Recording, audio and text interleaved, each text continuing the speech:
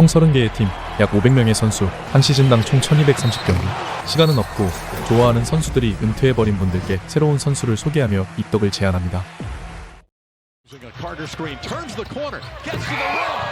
오늘의 주인공은 올랜도 매직의 프란츠 바그너입니다. 왜 올랜도는 바그너에게 맥스 연장 계약을 체결하며 팀의 미래로 점 찍은 것인지, 지금부터 프란츠 바그너 이야기를 같은 팀에서 뛰고 있는 친형 모리츠 바그너의 이야기까지 곁들여 들려드리겠습니다. 오늘의 영상은 한 끼 통살과 함께합니다.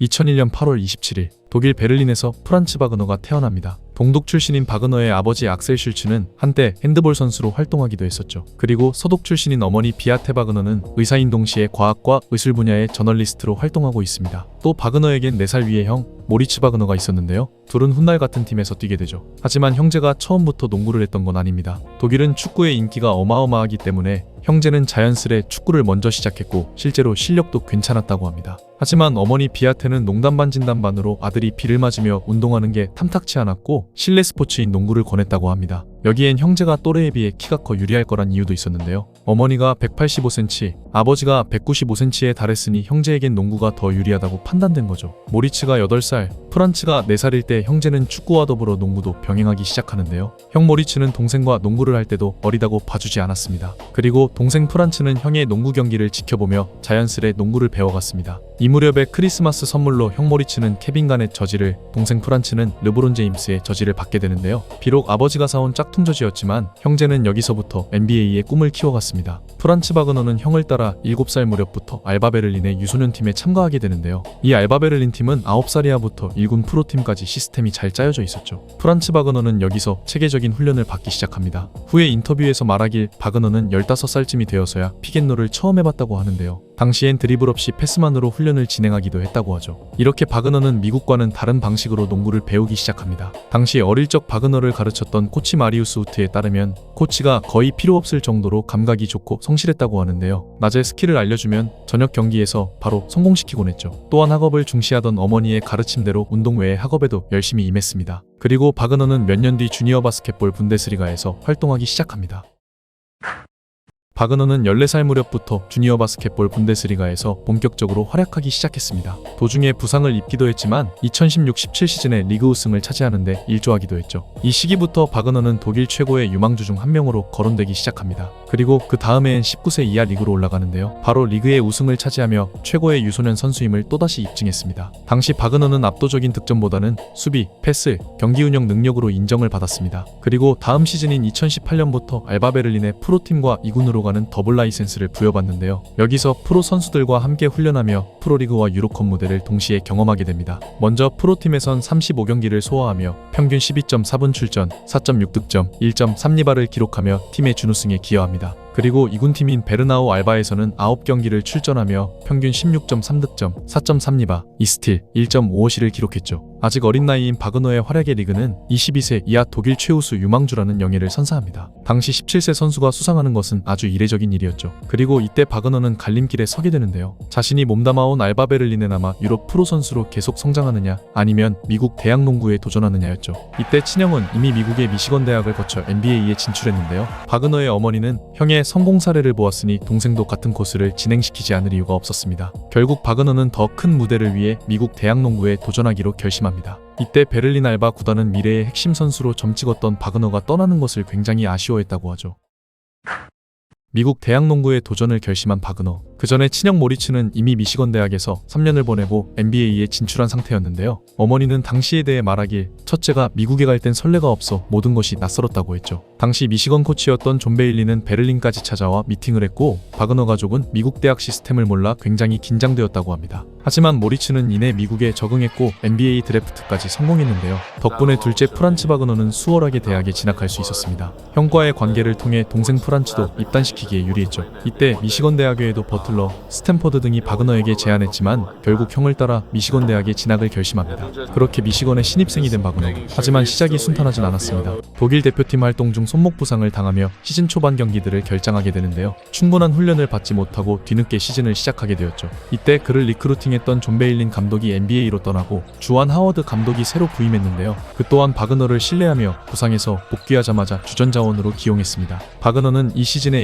27경기를 소화하며 평균 11.6득점, 5.6리바, 1.3 스틸, 1어시, 3점 슛 성공률 31.1%를 기록합니다. 큰 신장을 이용한 수비와 3점 슛, 핸들링까지 선보이는 공격. 바그너는 포지션에 구애받지 않는 농구를 선보이며 컨퍼런스 올 프레시맨 팀에 선정되었죠. 하지만 이 시기에 코로나로 인해 NCAA 토너먼트가 취소되었고 바그너의 루키 시즌이 막을 내리게 됩니다. 그리고 바로 NBA에 진출하기보단 1년 더 자신을 성장시키기로 결심하는데요. 이 전략은 성공적이었습니다. 바그너는 지난 시즌에 비해 패싱과 경기 조율 능력이 크게 향상되었죠. 이 시즌에 그는 28경기를 소화하며 평균 12.5득점, 6.5리바, 3어시, 1.3 스틸, 3점 슛 성공률 34.3%를 기록하는데요. 어시스트가 크게 증가했음을 알 수 있죠. 또한 더욱 성장한 키는 2m 8cm에 달해 수비가 더욱 좋아졌습니다. 포지션에 상관없이 상대 선수를 막는 동시에 도움 수비, 블락, 스틸 모두 향상되었죠. 이 시즌에 미시건은 컨퍼런스 정규 우승을 차지하고 토너먼트에서 8강까지 가는 활약을 펼쳤습니다. 바그너는 시즌 후 코치 선정 컨퍼런스 세컨드 팀에 선정되었는데요. 대단한 건 농구와 동시에 학업에도 아주 뛰어났다는 점입니다. 이렇게 성공적인 시즌을 마친 바그너는 NBA 드래프트에 참가를 선언합니다. 케이드 커닝햄이 1픽을 차지한 2021 NBA 드래프트. 당시 매체들은 바그너가 공수 모든 면에서 밸런스가 좋아 팀에 꼭 필요한 스타일의 선수라고 분석했죠. 더불어 디애슬레틱은 모의 드래프트에서 1라운드 7순위로 골든스테이트가 지명할 거라고 예상했는데요. 골든스테이트는 쿠민가를 지명합니다. 이 덕분에 8순위에서 올랜도가 바그너를 영입하게 되는데요. 바그너에겐 이 결과가 오히려 좋았던 이유가 있습니다. 바로 친형 모리츠가 LA, 워싱턴, 보스턴을 거쳐 올랜도에서 뛰고 있었기 때문이죠. 이로써 바그너 형제는 한 팀에서 농구를 하게 된 건데요. 지금까지는 4살의 나이 차이 때문에 같은 클럽팀에서 뛰어본 적이 없었죠. 게다가 올랜도는 리빌딩 중이었던 팀으로 같이 드래프트된 제일런 석스와 함께 시작부터 주전으로 많은 시간을 할애받을 수 있었습니다. 바그너는 루키답지 않게 유연하며 자신감 넘치는 플레이들을 선보였는데요. 첫 시즌에 평균 30.7분을 소화하며 15.2득점, 2.9어시, 0.9 스틸, 3점 슛 성공률 35.4%를 기록했죠. 당시 케이드 커닝햄, 스카티 반스, 제일런 그린 등 신인왕 경쟁이 상당히 치열했는데요. 비록 신인왕은 스카티 반스가 가져갔지만 바그너는 올루키 퍼스트 팀에 선정되었습니다. 당시 매체들은 NBA에 빠른 적응을 보여줬다며 긍정적인 평가를 남겼죠. 하지만 리빌딩 중이었던 올랜도는 22승 60패, 동부꼴찌라는 처참한 성적으로 시즌을 마감합니다. 그리고 이 덕분에 1픽으로 파올로 반케로를 영입하죠. 매체들은 가장 기대되는 2년차 선수 중 하나로 바그너를 꼽았지만 반케로가 합류하며 그의 득점 볼륨이 줄어들 거라고 예상했습니다. 하지만 예상과 달리 바그너는 오히려 더 성장합니다.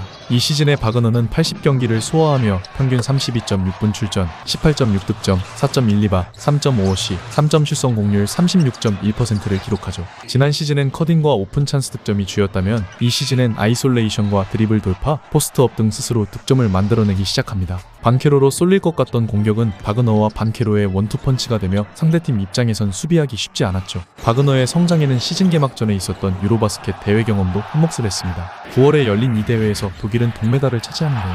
바그너는 여기서 평균 15.2득점을 기록하기도 했습니다. 이 시즌의 올랜도는 34승 48패, 동부 13위로 시즌을 마감하는데요. 결과 자체는 아쉽지만 팀의 젊은 코어가 성장하고 있다는 게 희망적이었습니다. 그리고 이 오프 시즌엔 피바 월드컵이 열렸는데요. 바그너는 첫 경기에서 발목을 다쳐 여러 경기를 결장했지만 8강부터 복귀하며 독일팀에서 활약했습니다. 그리고 4강에서 미국과 만나게 되는데요. 여기서 22득점을 기록하며 강력한 우승 후보였던 미국을 제압해버리죠. 이어진 결승전에선 19득점, 7리바운드의 활약을 펼치며 독일은 사상 첫 피바 농구 월드컵 우승을 차지합니다. 바그너는 유망주를 넘어 국제대회 우승 멤버가 된 거였죠. 그리고 이어진 시즌에서 바그너는 좋은 흐름을 이어갑니다. 시즌 3점 슛 성공률이 28.1%까지 떨어졌음에도 평균 득점은 오히려 19.7점으로 올라갔습니다. 또한 반케로도 평균 22.6득점을 기록하며 올랜도는 47승 35패, 동부 5위로 급상승하며 플레이오프에 직행합니다. 바그너의 첫 플레이오프 상대는 4번 시드의 클리블랜드였습니다. 두 팀은 엎치락뒤치락하는 치열한 시리즈를 만들어갔는데요. 반케로와 바그너도 첫 플레이오프답지 않게 좋은 모습을 보여줬죠. 특히 4경기에서 바그너는 34득점을 기록하며 시리즈를 동률로 만들기도 했습니다. 치열한 접전 끝에 7차전까지 오게 된 두 팀. 바그너는 1쿼터 3분쯤에 첫 필드골을 기록하는데요. 이게 마지막 골이었습니다. 바그너는 가장 중요한 7차전에서 15개의 슈팅 시도 중 단 1개 성공에 그치고 맙니다. 경기 후 인터뷰에서 바그너는 이 부진을 동기로 삼아 더욱 열심히 훈련하겠다고 말했죠. 그리고 이번 오프 시즌에도 바그너는 쉴 틈이 없었습니다. 바로 파리 올림픽이 있었기 때문이죠. 이제 바그너는 독일 대표팀의 에이스로 자리 잡았는데요. 올림픽 경기에서 평균 18.5득점, 5.8리바, 2.5어시를 기록합니다. 아쉽게도 독일은 4위를 기록하며 메달을 따진 못했지만 올림픽이 끝난 직후 올랜도는 바그너에게 5년 2억 2,400만 달러의 루키 X 연장 계약을 안겨줍니다. 이 계약을 통해 올랜도가 그를 팀의 미래 자원으로 보고 있음을 알 수 있었죠. 그리고 시작된 4년차 시즌, 바그너는 최고의 출발을 보여줍니다. 플레이오프와 국제대회를 거친 바그너는 리머텍과 미드레인지, 플레이메이킹이 특히 발전했습니다. 반케로가 부상으로 자리를 비운 시점에선 1옵션으로 팀을 이끌기도 했죠. 레이커스와의 경기에선 37득점, 필라델피아와의 경기에선 35득점을 기록하기도 했습니다. 하지만 12월 초 복사근파열 부상을 당하며 바그너는 약 한 달간 결장하게 되는데요. 이 때문에 아쉽게도 올스타 경쟁에서 밀려나게 되었죠. 이후 부상에서 복귀한 바그너는 다시 폼을 찾아갔습니다. 이 시즌에 평균 33.7분을 소화하며 24.2득점, 5.7리바, 4.7어시, 1.3스틸을 기록하는데요. 올랜도는 두 에이스의 부상이 있었음에도 41승 41패, 동부 7위를 기록합니다. 그리고 플레이인 토너먼트에서 애틀란타에게 승리하며 2년 연속 플레이오프에 진출하게 되는데요. 여기서 이번 시드인 보스턴을 만나게 되죠. 그리고 그 결과는 4대1 패배였습니다. 바그너와 반케로의 득점은 높았지만 팀이 두 선수에게 과도하게 의존하는 한계가 드러났죠. 바그너는 보스턴과의 시리즈에서 평균 25.8득점을 기록했지만 3점 슛 성공률이 18.9%까지 떨어졌습니다. 매체들은 올랜도는 이미 스타디오를 가졌지만 슈팅과 경험을 보완하지 못한다면 더 나아가기 힘들 거라는 평가를 내렸는데요. 본인 또한 시즌을 마치는 인터뷰에서 슈팅 능력과 리더십 능력을 개선하겠다고 말하기도 했죠. 그리고 이번 오프 시즌에도 바그너는 역시 국제대회에 나갑니다. 저번에 동메달에 그쳤던 유로바스켓에 다시 참가해 이번엔 금메달을 목에 거는데 성공하죠. 여기서 바그너는 평균 20.8득점, 5.9리바, 3.4어시를 기록하며 올유로바스켓 5에 선정됐습니다. 그리고 시작된 5년차 시즌,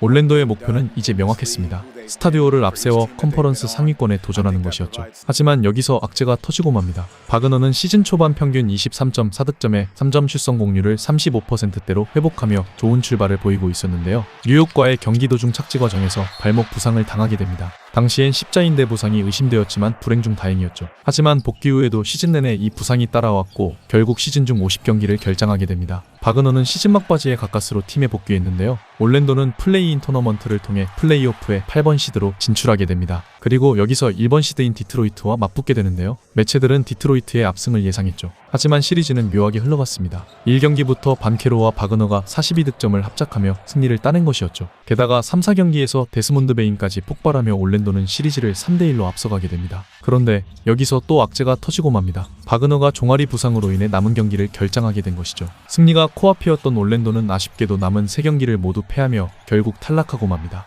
1번 시드를 잡는 이변을 코앞에 둔 상황에서의 부상이라 팬들의 아쉬움은 더욱 컸습니다. 바그너는 시즌 후 인터뷰에서 재활을 완료했으며 앞으로 부상을 당하지 않도록 다시 점검했다고 말했죠. 그리고 정상적으로 팀의 트레이닝 캠프에 참가할 것이라고 밝히며 다음 시즌을 더욱 기대하게 만들었습니다. 희망적인 것은 시즌 동안 바그너에게 부상은 있었지만 스탯면에선 크게 떨어지지 않았고 3점 슛 성공률이 어느 정도 회복되고 있었다는 점인데요. 과연 다가올 시즌에선 어떤 모습을 보여줄지 기대해보셔도 좋을 것 같습니다. 여담으로 바그너는 친형 모리츠 바그너와 굉장히 친하게 지내는 걸로 유명한데요. 친형은 활발하고 감정 표현이 큰 편이라면 동생은 차분하고 감정을 잘 드러내지 않는 편이라고 하죠. 또 형제는 경기 중 독일어로 소통하여 상대 선수들 몰래 작전을 짜기도 한답니다. 그리고 형제는 함께 아디다스와 엠버서더 계약을 맺어 아디다스 농구의 독일 대표 얼굴이기도 합니다. 그리고 프란츠 바그너는 대학 시절 여자농구 선수인 에밀리 키저와 연애를 했던 것으로 알려져 있는데요. 결별한 이후엔 더 이상 연애 소식이 들려오진 않고 있습니다.